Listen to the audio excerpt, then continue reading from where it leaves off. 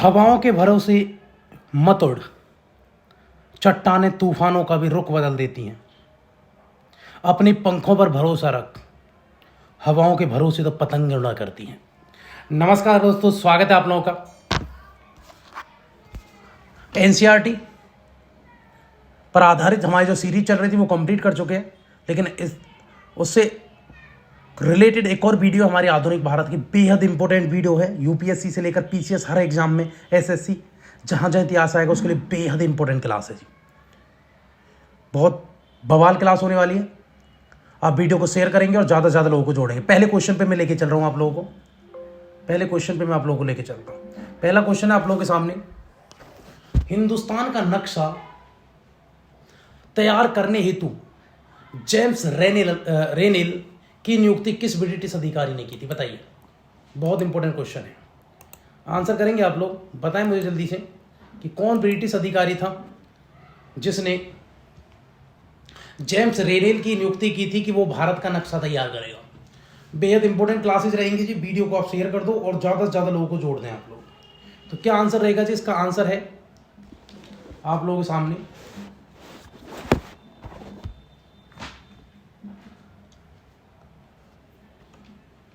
Option है आप लोगों के सामने। पहला ऑप्शन है, क्या वो रॉबर्ट क्लाइव था, या वॉरेन हेस्टिंग्स था, लॉर्ड कर्जन था, या कनिंघम था? भैया भारत का नक्शा तैयार कर किया था किसने?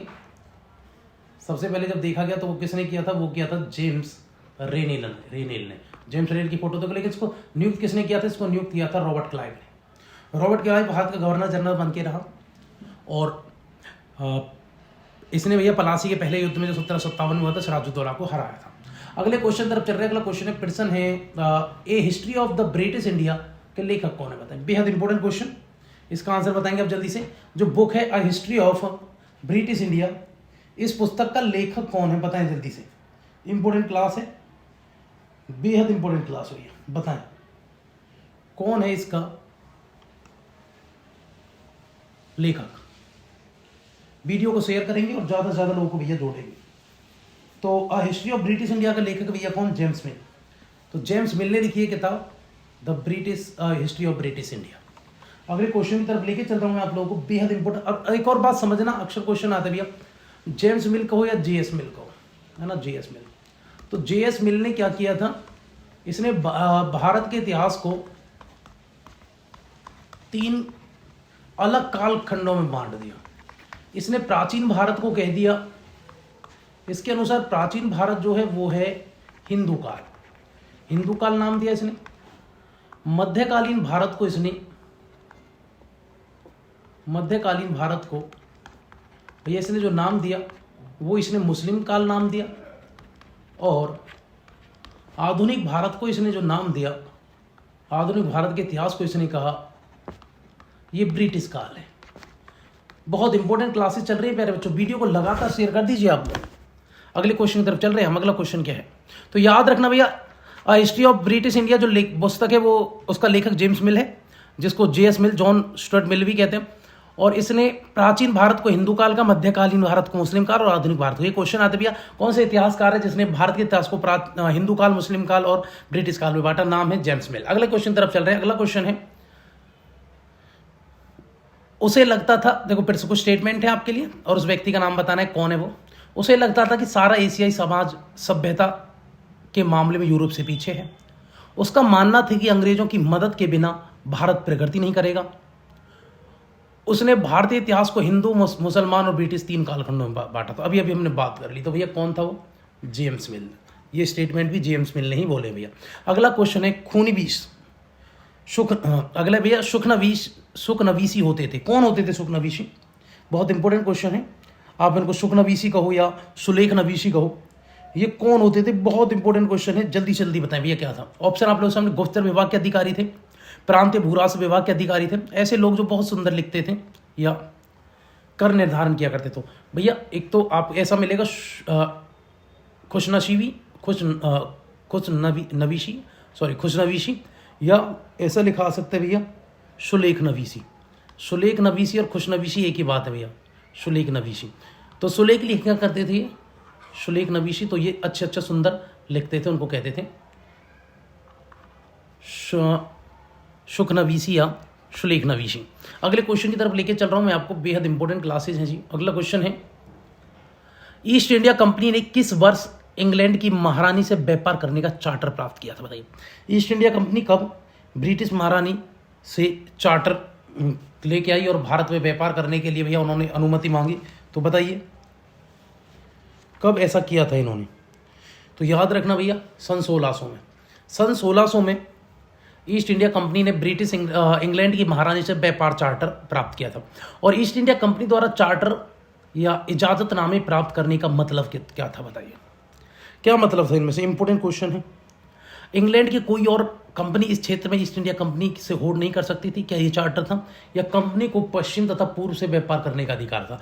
और इसमें सिर्फ पूर्व से व्यापार करने का अधिकार था, पश्चिम से। दूसरी स्टेटमेंट तो गलत हो गई, स्टेटमेंट पहली सही है कि इंग्लैंड की कोई और कंपनी ईस्ट इंडिया कंपनी की होड़ ना कर सके, बराबर कंपीट ना कर सके, इसलिए इन्होंने चार्टर लिया महारानी से सन 1600 में। अगला क्वेश्चन है, ईस्ट इंडिया कंपनी ने चार्टर प्राप्त किया था हस्ताक्षर सहित। कौन सी महारानी ने हस्ताक्षर किए थे? जल्दी से बताइए, बहुत इंपॉर्टेंट क्वेश्चन भैया। किस महारानी का हस्ताक्षर हुआ करते थे? तो एलिजाबेथ प्रथम के चार्टर पे, एलिजाबेथ प्रथम से, प्रथम से यानी प्रथम, एलिजाबेथ प्रथम, फोटो देख लो, एलिजाबेथ प्रथम के हस्ताक्षर होते थे। भारत आने वाला प्रथम पुर्तगाली कौन था जिसे समुद्र मार्ग का खोज करता भी माना जाता है? तो भैया वो कौन था? Vasco D gamma. भैया वास्को डी गामा कहाँ था? पुर्तगाल का था, याद रखना। लिस्बन से आया था, किस रास्ते? समुद्री रास्ते आया था। भारत में कहाँ पहुंचा? कोचिन, कालिकट तट पे, केरल, वहाँ स्वागत राजा जमोरिन ने इसका किया। अगला क्वेश्चन, पहली इंग्लिश फैक्ट्री किस नदी के तट पर शुरू हुई थी? बताइए, बहुत इंपॉर्टेंट क्वेश्चन है। तो बताइए पहली जो इंग्लिश फैक्ट्री थी वो अंग्रेजों ने किस नदी के तट पर बनाई थी? बहुत इंपॉर्टेंट क्वेश्चन, और जल्दी से आंसर बताएंगे क्या आंसर इसका रहने वाला है। वीडियो को लगातार शेयर करेंगे। तो अंग्रेजों की पहली जो इंग्लिश फैक्ट्री वो हुगली नदी के किनारे थे। कहाँ?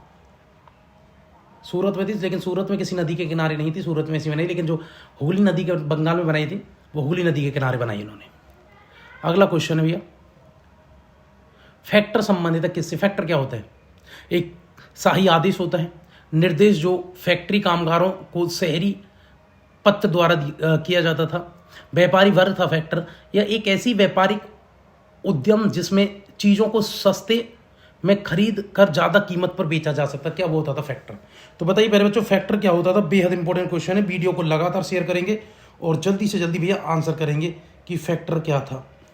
वीडियो को शेयर कर दो और ज़्यादा से ज़्यादा लोगों को जोड़ दो भैया। क्या होता था फैक्टर? तो फैक्टर होता था भैया, व्यापारी वर्ग को फैक्टर बोलते थे। जो फैक्ट्री चलाता व्यापारी वर्ग वो फैक्टर होता था। पहली इंग्लिश फैक्ट्री की स्थापना भारत में कब हुई? तो भैया बताइए 1651 में, 1601 में, 1605 में, या 1652 में। तो बताइए अंग्रेजों ने पहली जो फैक्ट्री लगाई थी वो कब लगाई? बहुत इंपॉर्टेंट क्वेश्चन भैया, जल्दी से जल्दी आंसर बताएं। अंग्रेजों द्वारा पहली इंग्लिश फैक्ट्री कब लगी थी? वीडियो को शेयर करें और ज़्यादा से ज़्यादा लोगों को जोड़ें। तो बताइए पहली फैक्ट्री कब लगी? भैया पहली इंग्लिश फैक्ट्री लगी थी 1612 में, याद रखना। यहाँ आंसर नहीं है तो 1612 याद रखना। पहली इंग्लिश फैक्ट्री कहाँ लगी थी? सूरत में, सूरत में लगी। अगले क्वेश्चन तरफ चल रहे हैं। अगला क्वेश्चन है, पलासी का युद्ध किस वर्ष की घटना मानी जाती है? पलासी का युद्ध किस वर्ष की घटना मानी जाती है?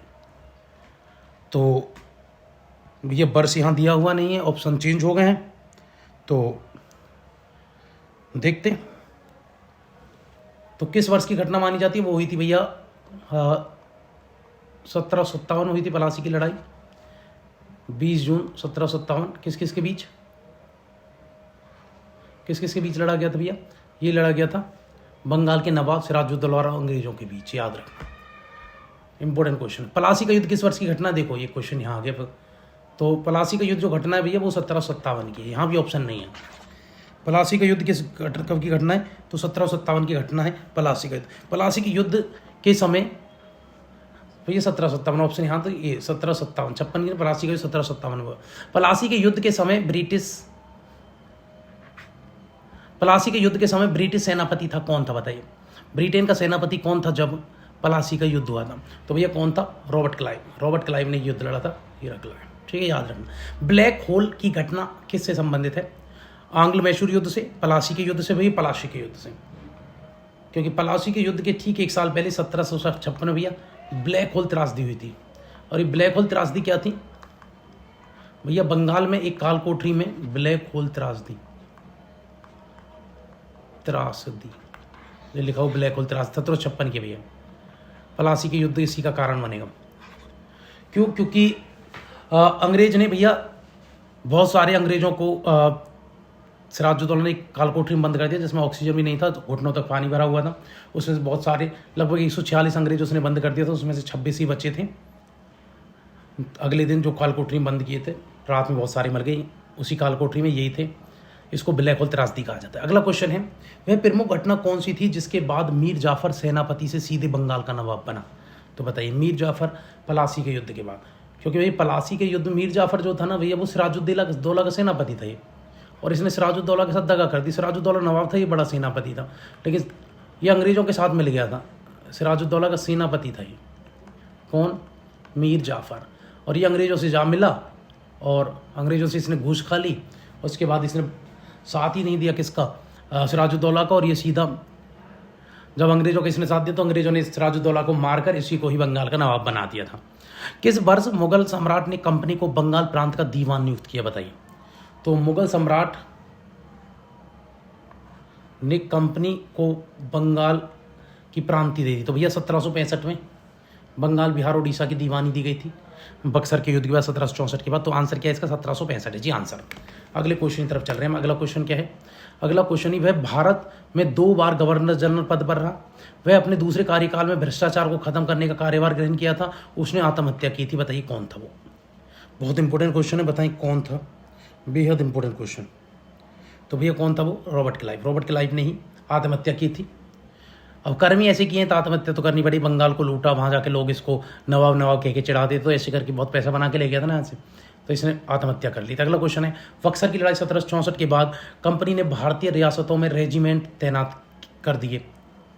ठीक है, तो बक्सर के तो रेजिमेंट तैयार किए थे या तैनात कर दिए थे, या ये कंपनी की राजनीतिक या व्यावसायिक प्रतिनिधि होते थे? बताइए। इंपॉर्टेंट क्वेश्चन भी है, जल्दी बताएं क्या आंसर रहेगा। वीडियो को लगातार शेयर करेंगे आप लोग, बहुत इंपॉर्टेंट क्लासेस चल रही है भैया। तो बताएं, आपके सामने 2 स्टेटमेंट दी हुई हैं। पहला है, बक्सर के युद्ध के बाद कंपनी ने भारतीय रियासतों में रेजिडेंट रखने शुरू कर दिए थे। रेजिडेंट यानी अधिकारी, अपने एक अधिकारी छोड़ दिए थे। ये कंपनी के राजनीतिक व्यावसायिक प्रतिनिधि होते थे। क्या ऐसा था? बताइए जल्दी से। क्या ये सही है या ये बात गलत है? जल्दी बताएंगे आप लोग। इंपॉर्टेंट क्वेश्चन भी है, वीडियो को शेयर कर दो। तो भैया ये दोनों बातें बिल्कुल सही हैं। बक्सर के युद्ध के बाद इन्होंने राजाओं के पास एक रेजिमेंट छोड़ दिए थे, और रेजिडेंट हो या अधिकारी छोड़ दिए, और ये राजनीतिक व्यावसायिक सबका प्रतिनिधि कर रहे थे, यही भाग लेते थे, अड़ंगे डालते थे। भैया सहायक संधि से संबंधित कथनों का एक सत्य नहीं है, बताओ कौन सा सत्य नहीं है? सहायक संधि का जनक लॉर्ड वेलेस्ली। सही बात है, बिल्कुल लॉर्ड वेलेस्ली की है सहायक संधि। 1792 में इसने शुरू की थी। जो रियासत इस बंदोबस्त को मान लेते थे उसे अपनी स्वतंत्र सेनाएं रखने का अधिकार नहीं रहता था। ये भी सही बात है, राजाओं को थोपी जाती थी, राजा अपनी सेना नहीं रखते थे, बैलजली ही यानी कंपनी उनके लिए सेना रखती थी। इस बंदोबस्त के तहत अगर भारतीय शासक रकम अदा करने में चूक जाते थे तो जुर्माने के तौर पर उनका इलाका कंपनी कब्जे में ले लेती थी। क्या ऐसा बात है क्या इसमें?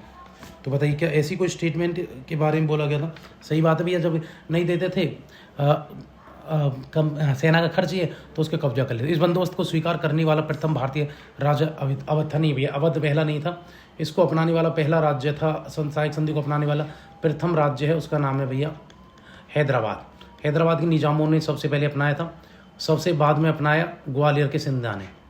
ठीक है, फिर अंत में किसने अपनाया? ग्वालियर के सिंधिया। ठीक है, याद रखना।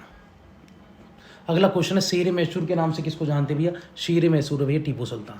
टीपू सुल्तान का असली नाम है सुल्तान फतेह अली खान। याद रखना भैया, सुल्तान फतेह अली खान है, फतेह अली खान।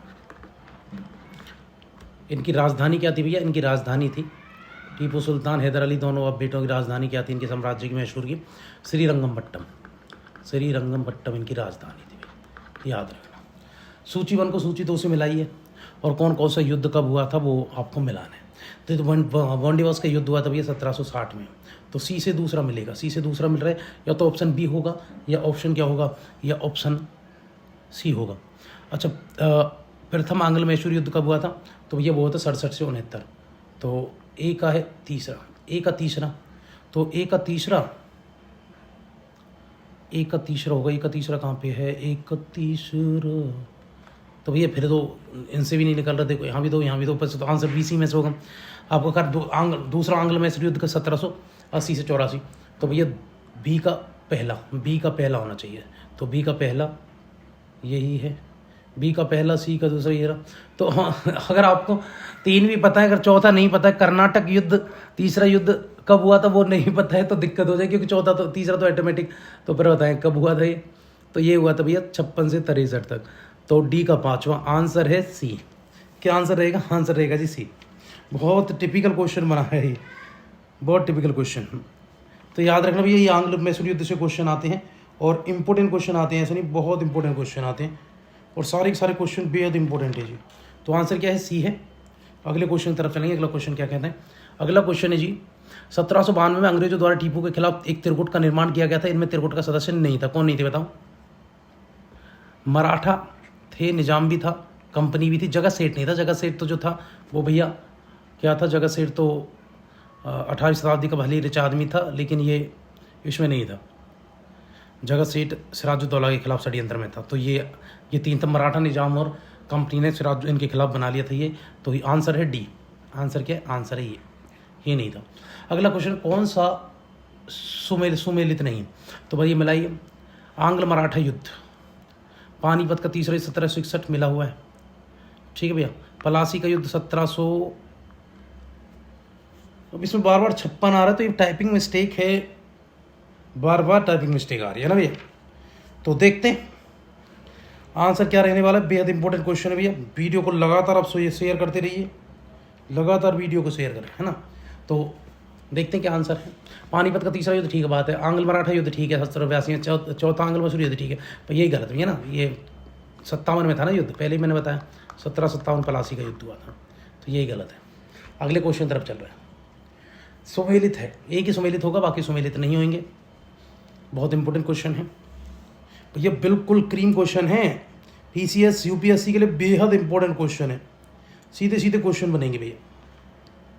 अब PCS में तो बन जाएंगे, UPSC में तो कुछ भी सीधा नहीं होता। अब कहेंगे कि सर आप UPSC के लिए बोल रहे हैं, UPSC में तो कुछ भी सीधा नहीं है। तो देखते हैं भैया क्या आंसर इसका रहेगा। सही सुमेलित पूछा है। प्रथम आंग्ल मैसूर सलवाई की संधि हुई, बिल्कुल सही बात है। दूसरा आंग्ल मैसूर युद्ध, आंग्ल मराठा युद्ध पक्ष में अंग्रेजों के, हाँ अंग्रेज जीते थे दूसरे को। तीसरा आंग्ल मराठा युद्ध, पेशवा के कानपुर को पेंशन पर भेजा गया, ये भी ठीक बात है। तो प्रथम आंग्ल मराठा युद्ध ये अनिर्णित है, ये भी ठीक, सारी ठीक बात है भैया। सब आंसर है, 1 2 3 4 सारे ठीक मिले हुए हैं। अगला क्वेश्चन, इस नीति का प्रवर्तक लॉर्ड डलहौजी को माना जाता है। यह सिद्धांत इस तर्क पर आधारित था कि अगर किसी शासक की मृत्यु हो जाती है और उसका कोई वारिस नहीं है तो उसकी रियासत कंपनी के भूभाग का हिस्सा बन जाएगी। संबंधित नीति कौन सी थी भैया? तो ये थी विलय की नीति। क्या थी ये? विलय की नीति। अब विलय की नीति को क्या कहते हैं भैया समझना, इसको कहते हैं हड़प नीति। इसको हड़प नीति के नाम से ज़्यादा डलहौजी की थी। इसी को कहते हैं भैया वेपगत का सिद्धांत। यही क्या है? वेपगत का सिद्धांत। और यही क्या है? यही है भैया डॉक्ट्राइन ऑफ लैप्स। यही क्या है? Doctrine of lapse.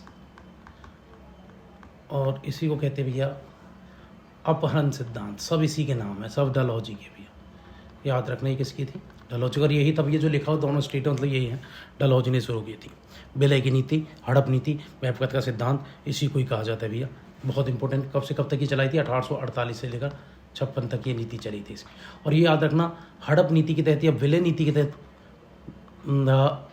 सबसे पहले सर्वप्रथम किसको मिलाया गया ब्रिटिश साम्राज्य में या ब्रिटिश ईस्ट इंडिया कंपनी में? तो सर्वप्रथम विलय हुआ किसका? वो हुआ था भैया सतारा रियासत का, महाराष्ट्र की सतारा रियासत को मिलाया गया 1848 में। और सबसे अंत में कौन सी मिली? तो सबसे अंत में मिला भी 1856 में अवध। सबसे अंत में विलय किसका हुआ? तो वो हुआ था जी अवध का। अवध का सबसे अंत में विलय हुआ 1856 में। इसका कब हुआ था? 1848 में। ठीक है, ये भी याद रखना। झांसी को कब मिलाया था इसी नीति के तहत? झांसी का विलय हुआ था 1854 में। इंपोर्टेंट क्वेश्चन है। अगले क्वेश्चन की तरफ चलते हैं। अगला क्वेश्चन क्या है? कौन सा सही सुमेलित नहीं है बताइए? एक सुमेलित नहीं होगा और बाकी सुमेलित होंगे। देखो रियासत का उसी को थोड़ा अंदर से पूछा है कि रियासत हड़प नीति के तहत कब कब किस किस का विलय किया गया था। बहुत इंपॉर्टेंट क्वेश्चन है। सही सुमेलित नहीं है, बस एक और बाकी भैया सब सही सुमेलित होंगे। और वीडियो को शेयर करो, आप शेयर नहीं करते, जल्दी जल्दी शेयर कर दो वीडियो को शेयर करें मेरे भाई, बहुत इंपॉर्टेंट क्वेश्चन है, वीडियो को ज़्यादा से ज़्यादा लोगों तक शेयर करेंगे आप लोग। हम चल रहे हैं अगले क्वेश्चन की तरफ। अगला क्वेश्चन क्या कहता है, अगला क्वेश्चन क्या कह रहा है? अच्छा, इसमें क्या है कि मिलाओ भैया, 17 1848 में, संबलपुर 50 में, नागपुर 51 में, उदयपुर 52 में नहीं था भाई, उदयपुर यही गलत है, उदयपुर नहीं, बाकी सब सही मिल रहे हैं। अगला क्वेश्चन, हाँ तो डी उदयपुर, डी ये रही, ये आंसर है, ये तो कूट दे रखे हैं तो ये आंसर है, ये एक ही बात। 1856 में ब्रिटिश कंपनी के अवध को अपने नियंत्रण में ले लिया, ठीक बात है। अवध में कुशासन का कारण अव्यवस्था फैल रही थी, हाँ ऐसा ही इन्होंने कारण दिया था। ए बी दोनों सही है, ए बी दोनों सत्य, और ए बी की सही व्याख्या करता है, बी ए की सही व्याख्या करता है, सही बात नहीं, तो ये आंसर पहला है इसका। अगले क्वेश्चन तरफ चल रहे हैं। अगला क्वेश्चन क्या कहते हैं, उसने 1772 ईस्वी में नई व्यवस्था स्थापित की, सही बात है। इस व्यवस्था के अनुसार यूरोपीय जिला कलेक्टर के अधीन हर जिले में फौजदारी अदालत और काजी और मुफ्ती के अधीन दीवानी अदालत की स्थापना की गई थी। ऐसा करने वाला कौन था बताइए, किसने किया था ऐसा 1772 में? कौन था 1772 में? बहुत इंपॉर्टेंट क्वेश्चन है। वारेन हेस्टिंग्स था, लॉर्ड हेस्टिंग्स था, कॉर्नवालिस था, या बेलजरी था? बताएं जल्दी से, क्या आंसर रहेगा? बहुत इंपॉर्टेंट क्वेश्चन है भैया, क्वेश्चन सारे के सारे बेहद इंपॉर्टेंट हैं, तो बताइए क्या आंसर इसका रहने वाला है?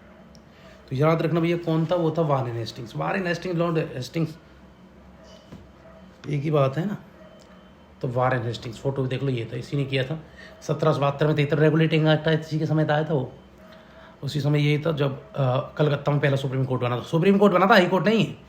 अगला क्वेश्चन, कौन सी सही सुमेलित नहीं है बताओ? इसमें से एक सही सुमेलित नहीं होगा, बाकी सब सही सुमेलित होंगे प्यारे बच्चों। सही सुमेलित क्या नहीं है? अच्छा, मस्केट क्या होता था? तोड़दार बंदूक, हाँ तोड़ीदार बंदूक होती थी, सही बात है। मैचलॉक क्या होता? शुरुआती दौर की बंदूक है जिसमें बारूद को माचिस की चिंगारी दी जाती थी, हाँ ये भी ऐसी बंदूक भी थी। सिपाही आर्मी क्या थी? अंग्रेजी सेना, ठीक है। काजी मुस्लिम समुदाय का न्यायविद जो कानूनों की व्यवस्था करता था, ऐसा कुछ नहीं। काजी तो भैया काजी तो मुस्लिम समुदाय का एक न्यायविद जो कानूनों की व्याख्या करता था। क्या न्यायाधीश था? व्याख्या नहीं करता था, कि कानून के तहत न्याय दिया करता था, यही गलत है बस, बाकी सही सुमेलित है। कानून, ये न्यायाधीश था, व्याख्या नहीं करता था, ये न्यायाधीश था, ये याद रखना, ये न्यायाधीश था मेरे प्यारे बच्चों। ये कौन था? ये था न्यायाधीश, ठीक है, तो याद रखना काजी एक न्यायाधीश था। अगले क्वेश्चन की तरफ चलना। अगला क्वेश्चन क्या कहते हैं? अगला क्वेश्चन है जी, भू राजस्व पद्धति का स्थायी बंदोबस्त का जनक किसे कहा जाता है बताओ? भू राजस्व पद्धति का स्थायी बंदोबस्त का जनक, तो स्थायी बंदोबस्त कौन लेके आया था? तो वो लेके आया था कॉर्नवालिस।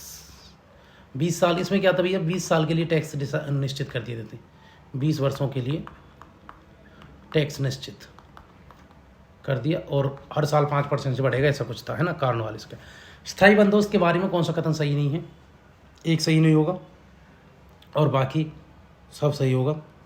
देखते हैं क्या है। यह 1973 में लागू किया गया था, यही गलत है।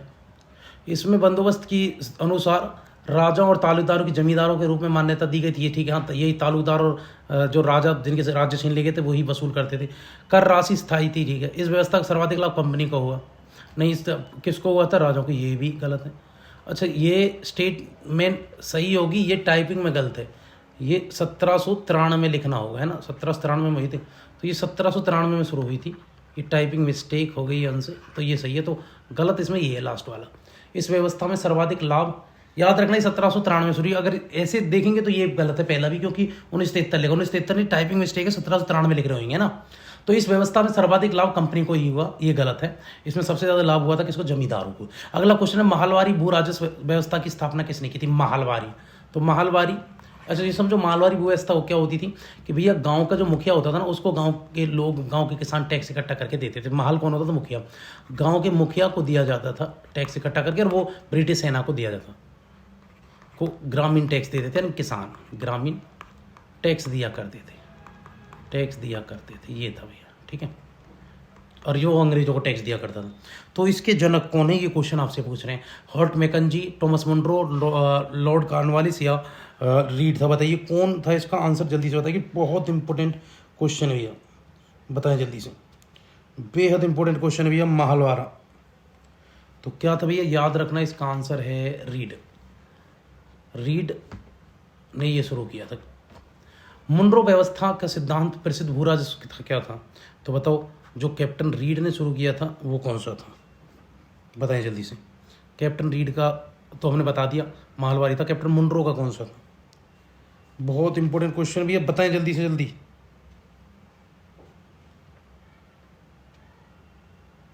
वीडियो को शेयर कर दो पहले, जल्दी से जल्दी वीडियो को शेयर करें आप लोग, वीडियो को शेयर कर दीजिए। अच्छा, महल व्यवस्था जो लागू की थी भैया, जो आप देखेंगे ये मुनरो व्यवस्था ये इस तरह थी, तो महलवारी व्यवस्था को लागू करने वाला रीड नहीं था। रीड किस में था? रीड तो प्यारे बच्चों, रीड तो इसमें था। रीड और मुनरो की तो इस्तेमाल थी, जिसको रैयत व्यवस्था भी कहते थे।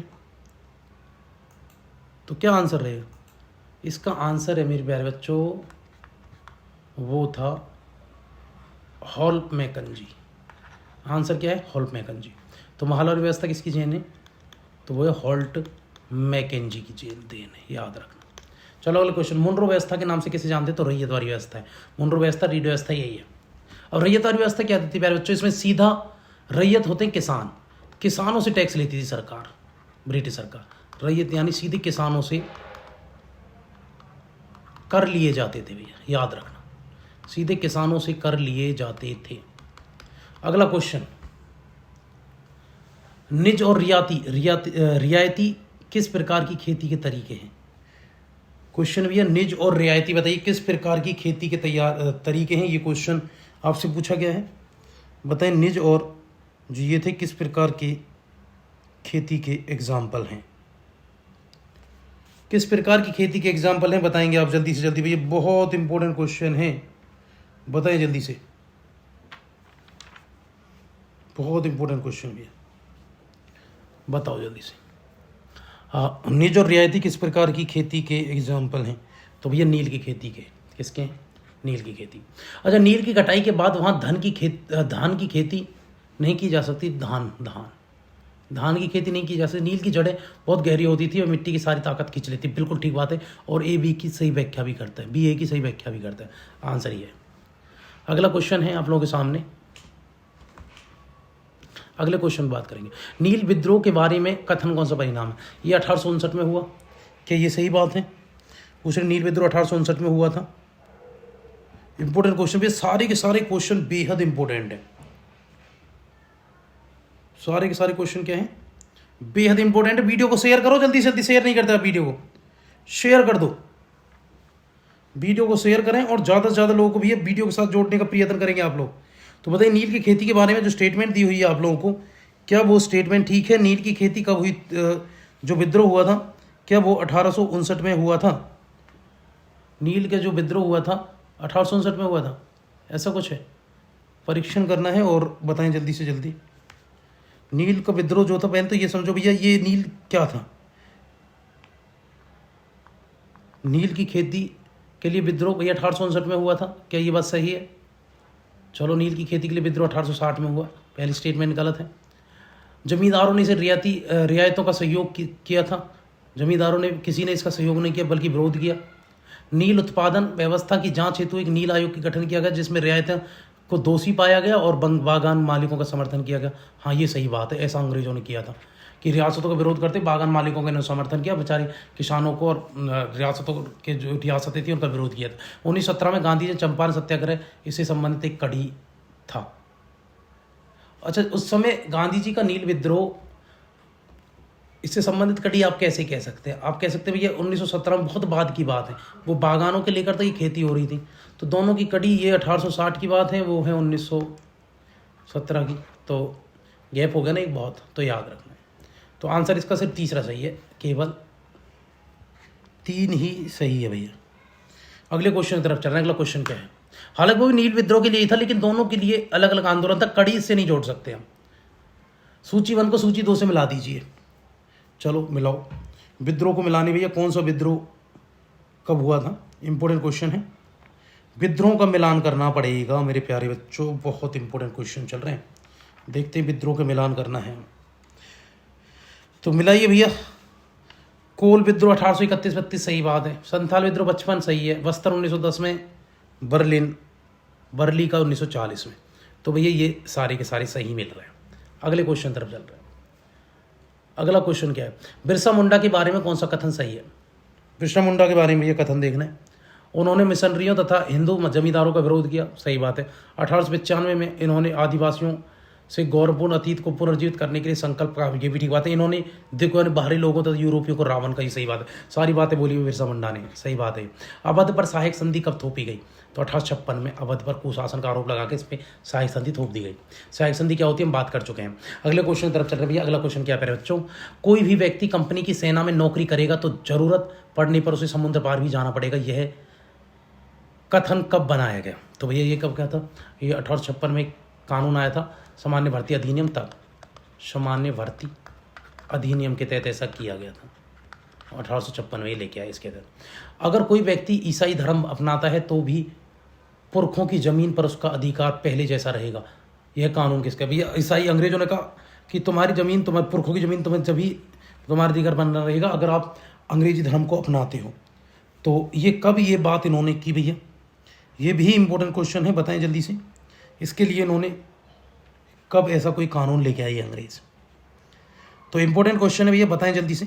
तो याद रखना ये 1850 में ऐसा इन्होंने ये कानून बनाया, पुरखों की जमीन जब भी मिलेगी जब ईसाई बनोगे।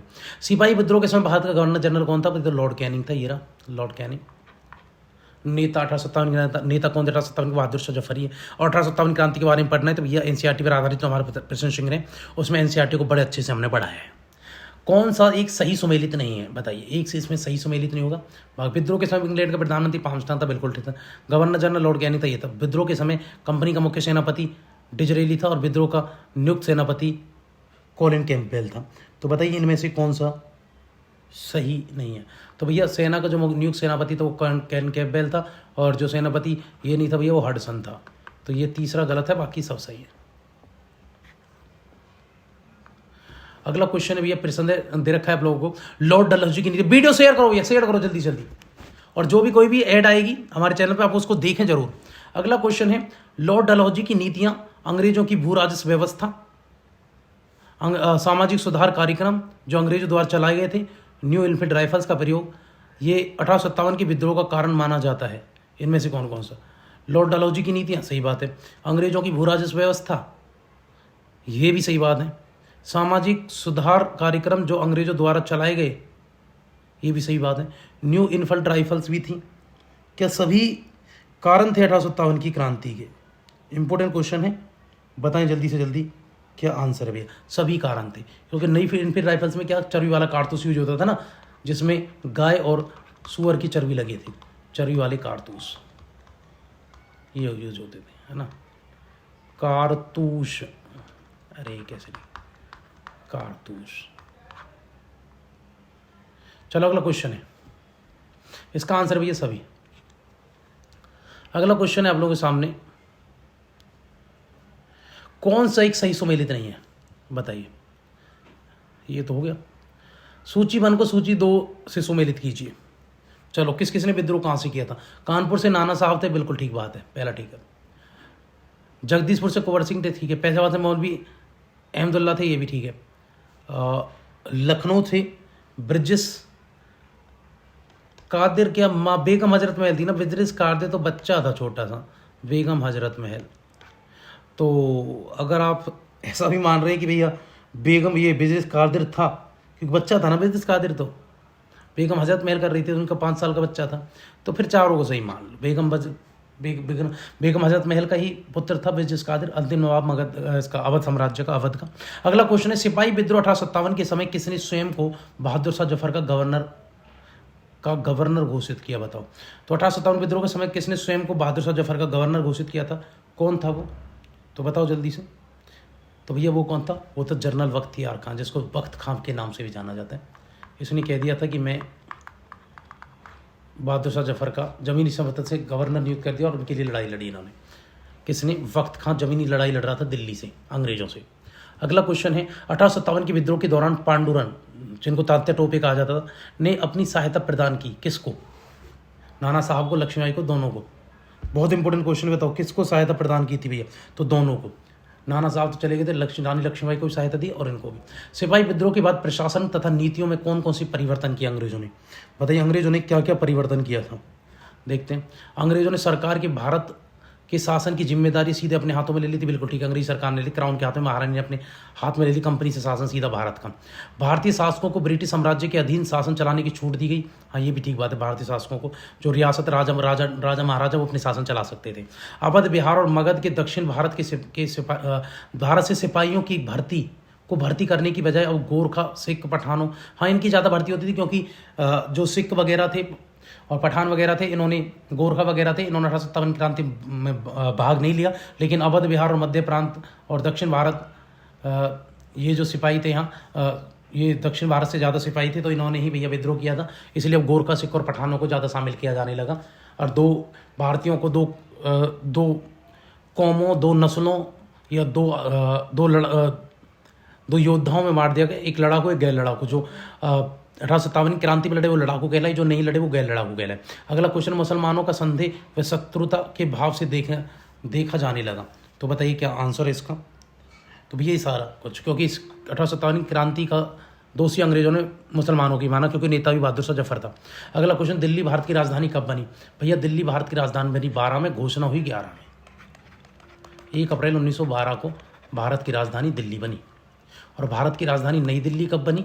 तो प्यारे बच्चों याद रखना, नई दिल्ली बनी थी फरवरी 1931 में, याद रखना, नई दिल्ली भारत की राजधानी। अच्छा, सूची 2 को सूची 1 को 2 से मिला दीजिए और आंसर कर दीजिए। दरगाह क्या होती है भैया? सूफी संतों की मकबरी दरगाह होती है, सही बात है।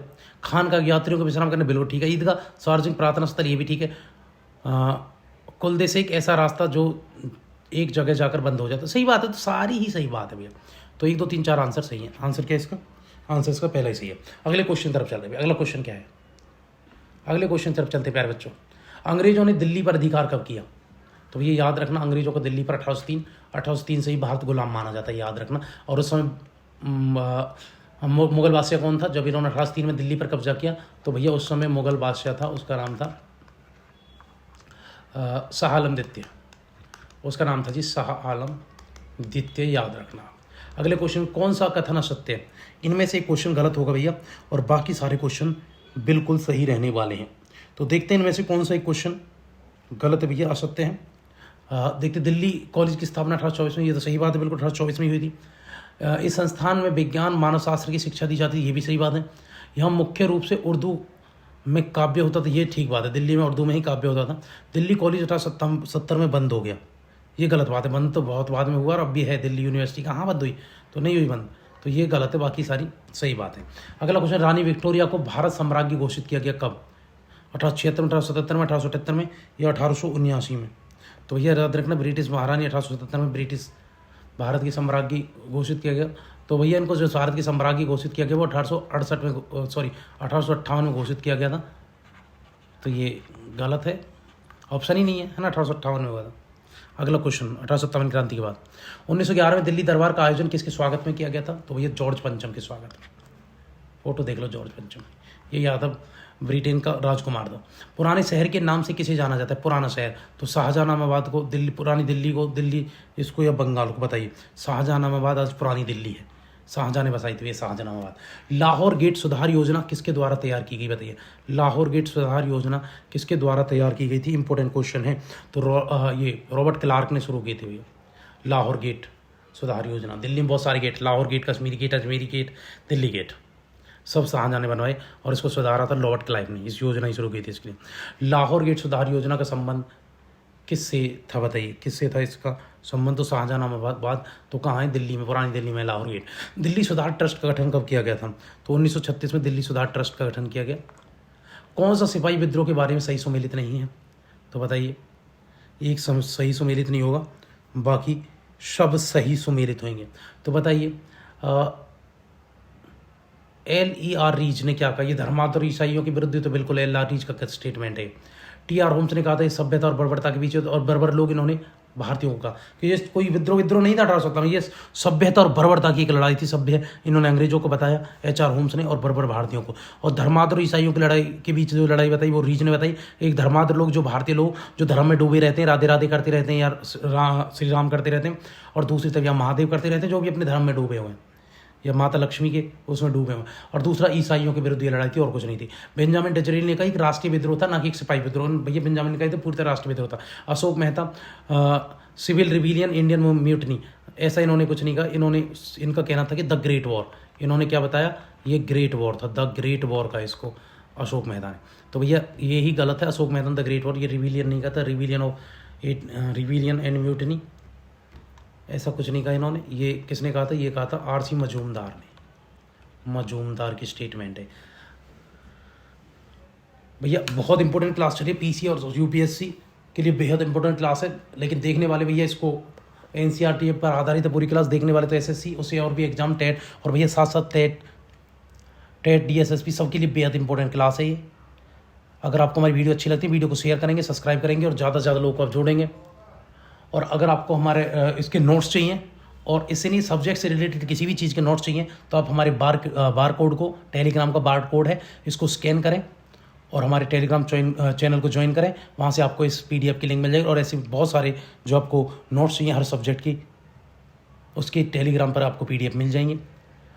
आपको वीडियो अच्छी लगती है, वीडियो को शेयर करेंगे, सब्सक्राइब करेंगे। इससे अलावा भी NCERT पूरी, हम NCERT प्रश्न संग्रह एक बार करवा चुके हैं, जो इतिहास का, जो NCERT पर ही आधारित है पूरा का पूरा, प्रीवियस ईयर सहित हमने करा दिया। उसके बाद ये प्रीवियस ईयर और जोड़ दिया, जो PCS, UPSC और टेट और DSSC जैसे एग्जाम, बड़े बड़े एग्जामों के लिए तो बेहद इंपॉर्टेंट है। साथ साथ SSC CGL के लिए बेहद इंपॉर्टेंट है।